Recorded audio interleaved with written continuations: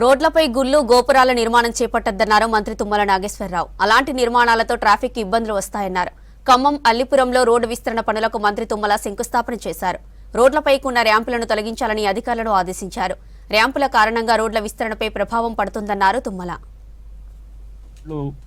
ఈ గారు మంచిగా నీట్గా మరీ వంకలు ఉంటే కొద్దిగా మాట్లాడుకొని తిన్నగా చేసేయండి.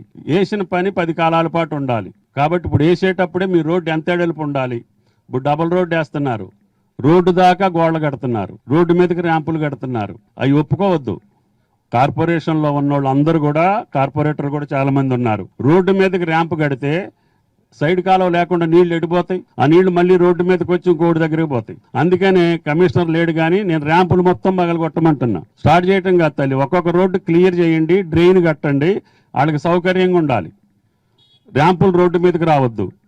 ఎవరైనా రోడ్డు దగ్గరికి ఇప్పుడే వేస్తా ఉంటే మొదట్లోనే ఆపాలి, అధికారులు కానీ ప్రజాప్రతినిధులు కానీ. తారు రోడ్డు దాకా గోడ కడితే రేపు మళ్ళీ రోడ్డు ఎడల్పు చేయాలంటే ఎవరు చేయాలి, ఎవరిది పగలగొట్టాలి. కాబట్టి దయచేసి కార్పొరేషన్ అయింది, ఇంకా రోడ్లు ఎడల్పు కావాలి. ఎంత చేసినా కూడా సరిపోవు. మీరు ఇప్పుడు రోడ్డు మీద కట్టుకుంటే మళ్ళీ పగలగొట్టాల్సి వస్తుంది. కాబట్టి దయచేసి అధికారులు ముందు నుంచే రోడ్డు మీద గుళ్ళు కడతారు.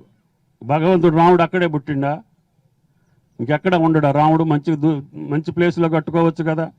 రోడ్డు మీద కడితే భక్తులు వచ్చినప్పుడు యాక్సిడెంట్లు అవుతుంది, చనిపోతున్నారు పిల్లలు, ఆడపిల్లలు, పూజకొచ్చిన వాళ్ళు అందరూ. రోడ్డు మీదనే దేవాలయాలు కట్టుకుంటే అది ఎవరికి సుఖం, దేవుడికి సంతోషమా? నేను ఖమ్మం నుంచి అశ్వరాపేట దాకా ఉన్న ఆంజనేయ స్వామి గుళ్ళు కూడా మార్చేసిన.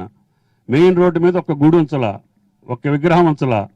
మరి నేను వెళ్ళినప్పుడు మళ్ళీ మీరు తీసుకొచ్చి రోడ్డు మీద కడితే నేను ఏం చేయమంటావు? ఖమ్మానికి ఇంకెంత కావాలో అంతా ముఖ్యమంత్రి గారిని అడిగి నేను ఏదో రూపంలో పైసలు తీసుకొచ్చి మీరు అడిగిన పనులు చేస్తా. కానీ చేసిన పని అందంగా ఉండాలి.